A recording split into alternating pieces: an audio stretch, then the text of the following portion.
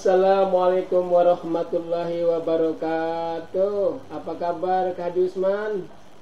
Waalaikumsalam warahmatullahi wabarakatuh. Sehat, dahsyat, bahagia dunia akhirat, Kak. Alhamdulillah, terima kasih Kak Usman sudah memenuhi undangan dari Pusinfo Jakarta Barat untuk melaksanakan kegiatan podcast Anjang Sana Jakarta Barat ya.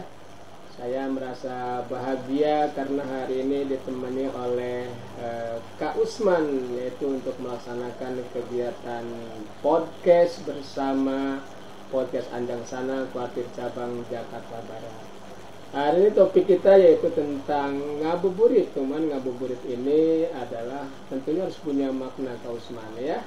Nah, mungkin hari ini adalah hari Nuzulul Quran Kak Usman ya. Iya, betul. Hari Nuzulul Quran kan kita peringati setiap tanggal 17 Ramadan. Mungkin Kak Usman silakan untuk diberikan kesempatan sedikit saja untuk memperkenalkan diri kepada halayak rame ya. Siapa sih Kak Usman yang sebenarnya? Nah, silakan Kak Usman ya. Baik.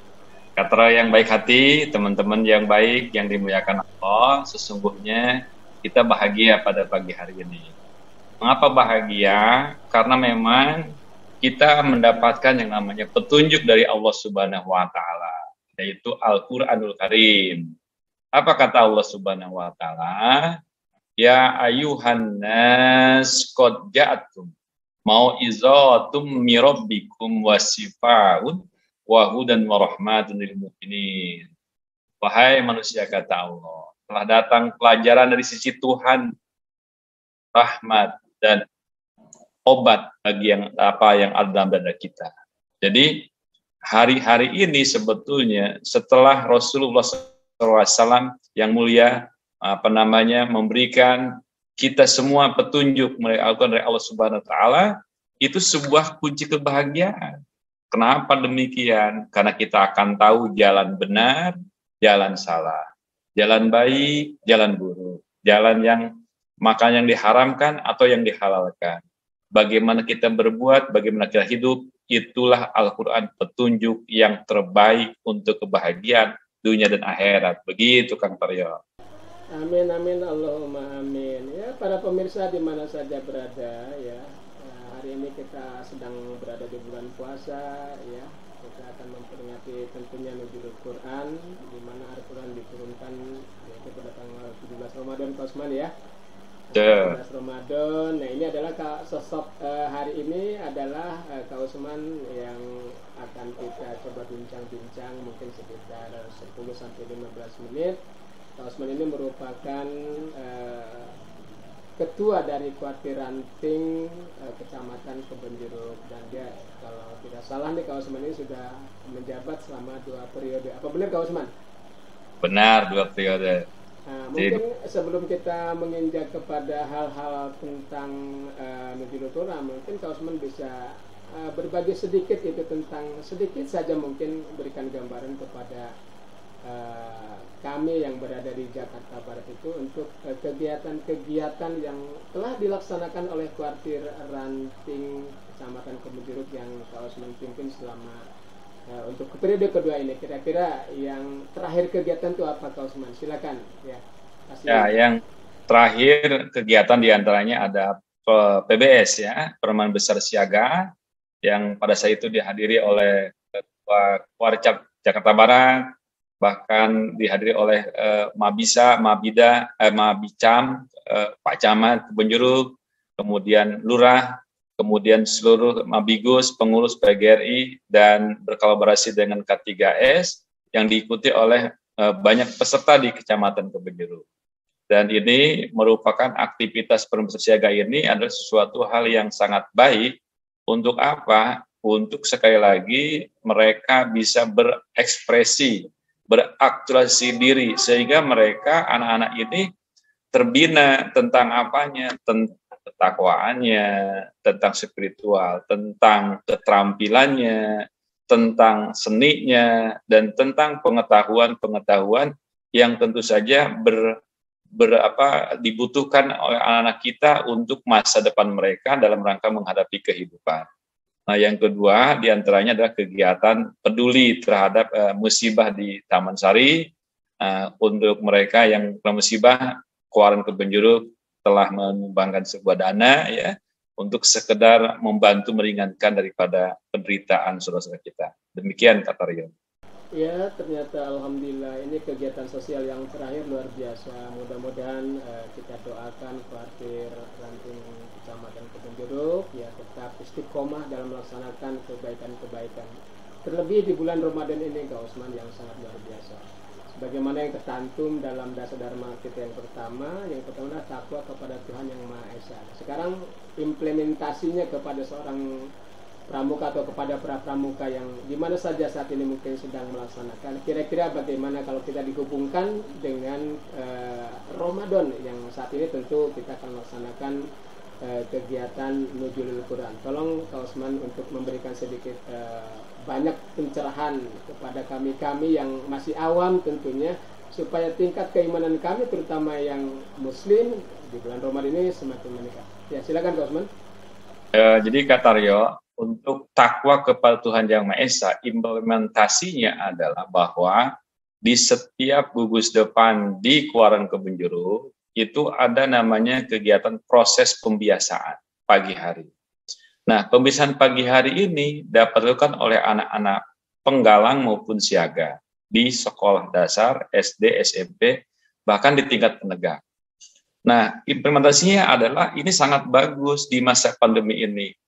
Artinya apa? Bahwa anak-anak itu dapat melakukan misalnya pembiasaan berdoa, pembiasaan sholat, pembiasaan sedekah, pembiasaan sholawat Nabi. Nah, dilakukan oleh mereka dari rumah bersama keluarganya, sehingga Ramadan itu menjadi Ramadan ceria. Nah, kenapa ceria? Karena justru pada saat ini mereka bisa banyak berdoa kepada Allah, dengan banyak berzikir kepada Allah, banyak baca Al-Quran, baik di pagi hari, yang hasilnya disetorkan melalui via WA atau Google Meeting kepada guru kelasnya masing-masing. Nah, dari sana kita akan lihat betapa anak-anak itu antusias membaca Al-Quran. Nah, kalau anak-anak itu membaca Al-Quran dan kita membaca Al-Quran, kita yakin tuh bahwa setiap huruf saja sepahalanya kalau biasa 10. Nah, kalau bulan Ramadan bisa 100 dikalikan.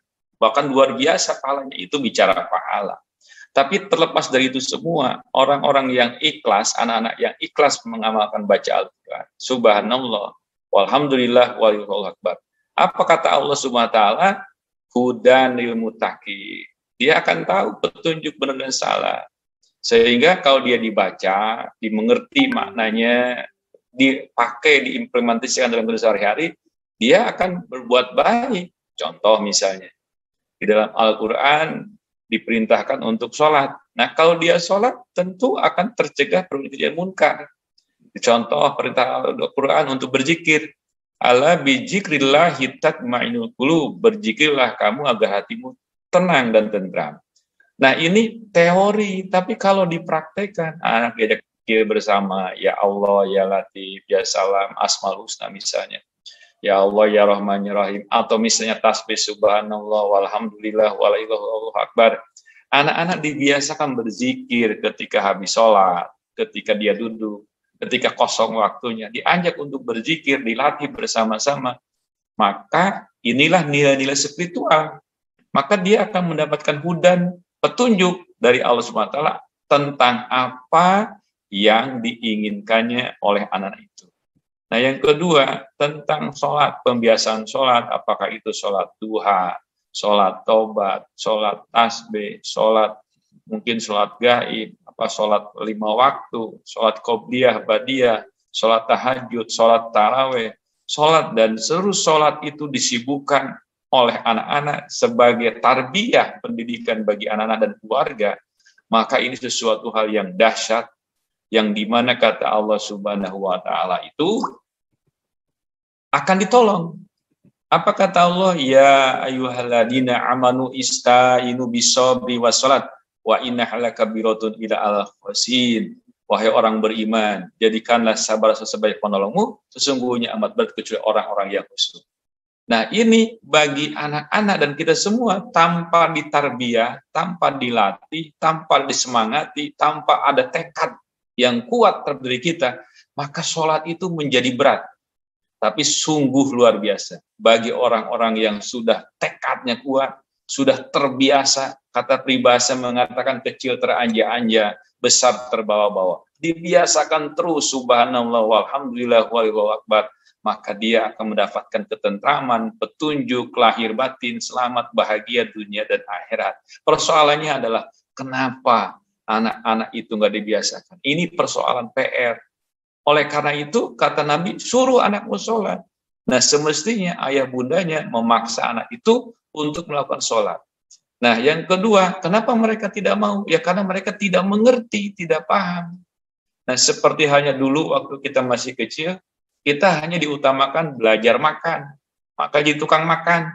Makan terus, perut gendut. Akhirnya kelebihan. Jadi gula. Masya Allah, astagfirullah. Nah, bukan tidak boleh makan. Dibiasakanlah kerja. Ayo kamu kerja. Kerja terus. Akhirnya capek di dunia ini.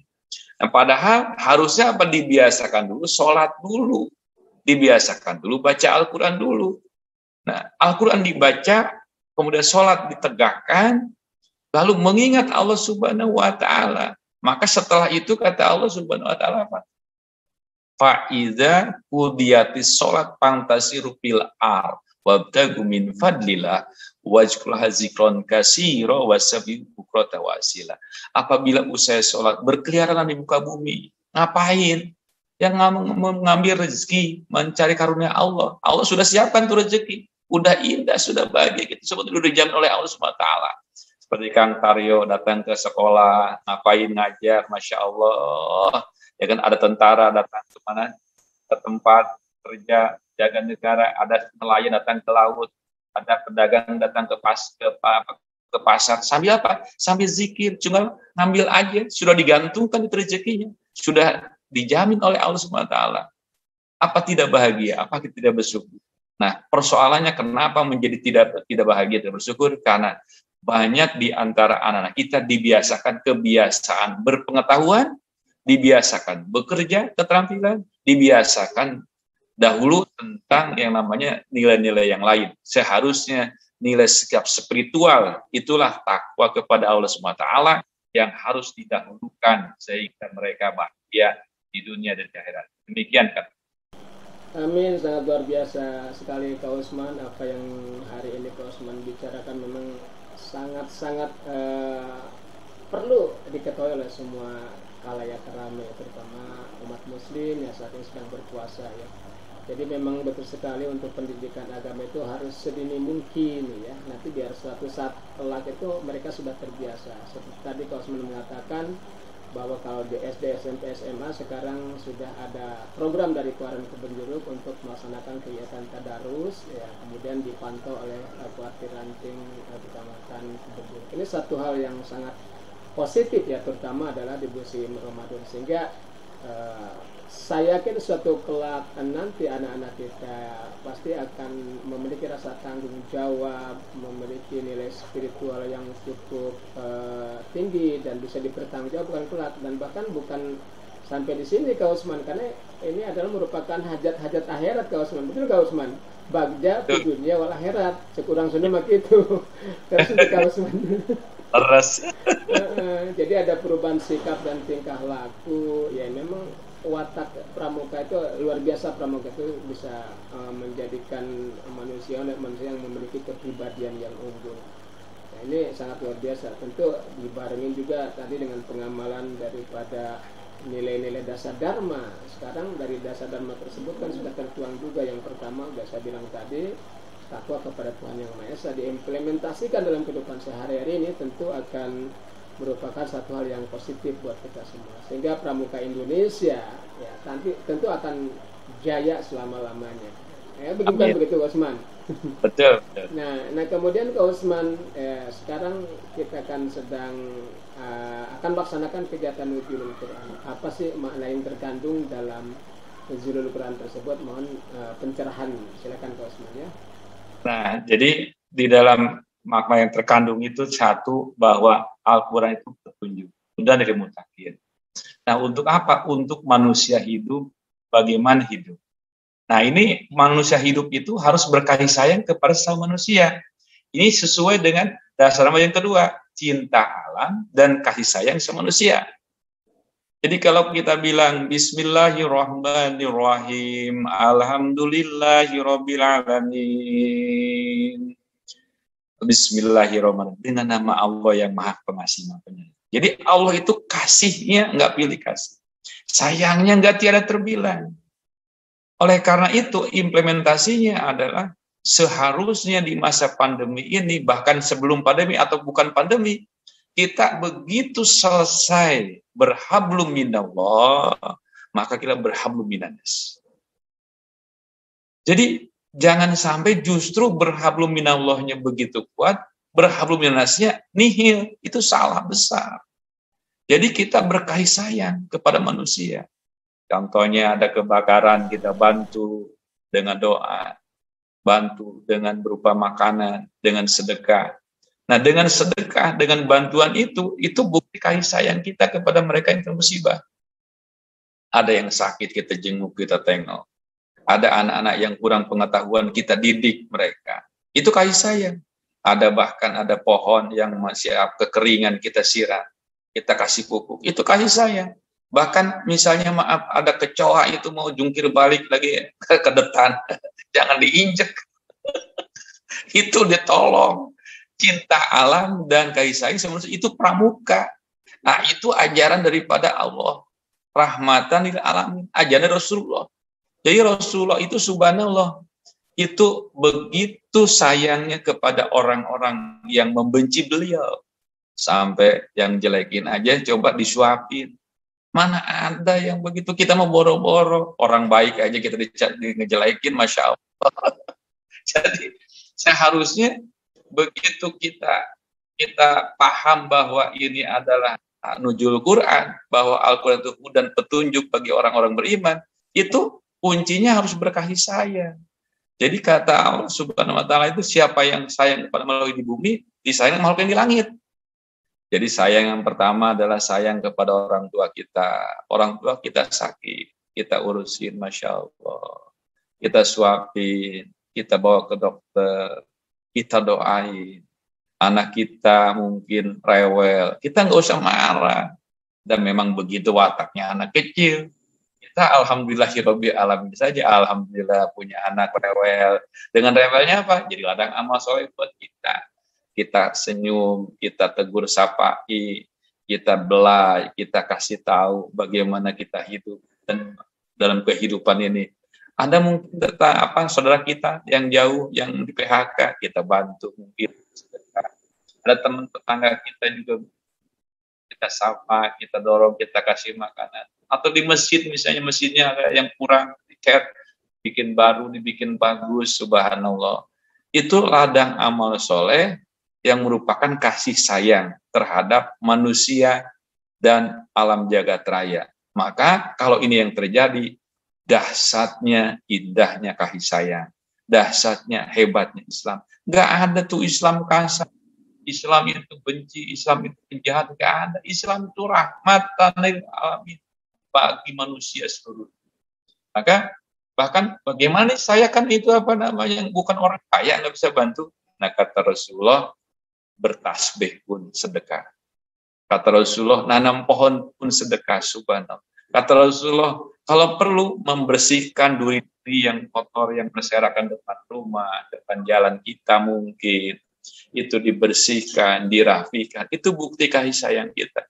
Betapa indahnya kalau rumah kita bersih, rapi, hidup, indah, dan pasti bahagia. Rumahnya indah, subhanallah, bahagia. Warcapnya indah, bersih, Masya Allah. Kayak kemarin itu luar biasa itu. Masya Allah. Begitu ada yang kebakaran, barang-barang kesonokan, ya Allah. Mereka tersenyum, sumringah, bahagia. Begitu kan. Kita harus banyak berbagi, ya. Betul, kadang-kadang kita kan yang namanya sifat manusia, kita selalu dangah dengan artian lihat orang beli ini ini kita kepengen, beli ini kita kepengen, punya satu pengen yang lain. Itulah mungkin nafsu manusia yang harus kita lawan ya. Padahal ada kehidupan memang yang lebih abadi harus kita persiapkan dari sekarang, tentu dengan apa yang telah Kak Osman tadi katakan di awal-awal. Harus banyak beramal soleh ya, membantu sesama manusia yang kena musibah, kena bencana. Itu perlu uluran kita tanpa tentunya melihat agama apapun, karena Islam merupakan rahmatan lil alamin ya, tidak ada kekerasan ya, agama yang penuh dengan cinta, damai dan kasih sayang. Tentunya seperti itu ya Kak Usman ya. Benar. Ini ada hal yang positif harus kita kembangkan. Ini tentunya harus kita tanamkan sedini mungkin ya. Nah, mudah-mudahan di antara kita, anak-anak kita, anak didik kita, siaga, penggalang, penegak, itu nanti akan muncul istilahnya pionir-pionir terdepan bangsa yang mengisi kemerdekaan bangsa, tentu dengan perilaku yang baik, ya, tidak ada korupsi, menjadi penegak keadilan suatu saat kelak. Saya yakin kalau kita bina dari sekarang, bangsa kita suatu saat kelak akan menjadi bangsa yang nomor satu di dunia. Ya, amin.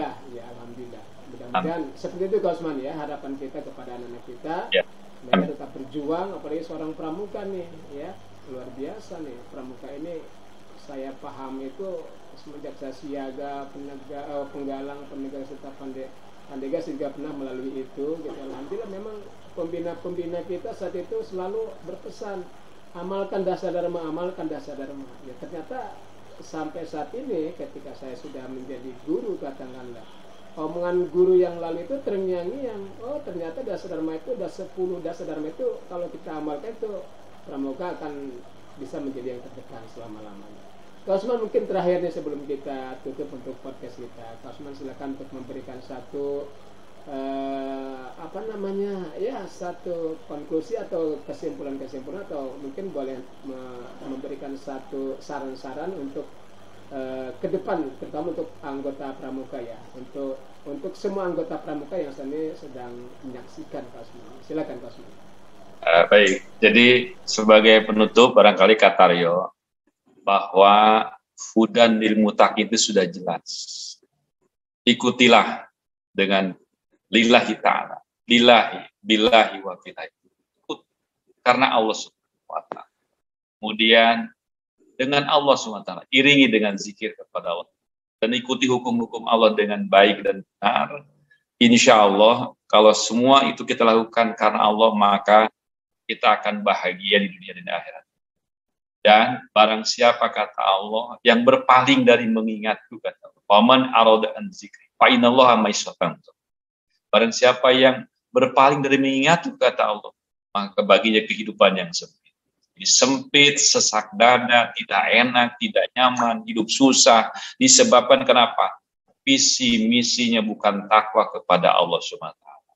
Orang yang visi misinya takwa kepada Tuhan Yang Maha Esa, kepada Allah Subhanahu wa ta'ala, maka dia kalau ikuti jalannya, petunjuknya, dia akan mendapatkan rahmat, dapat ampunan, dapat petunjuk, bahkan obat dari setiap yang ada dalam dada kita.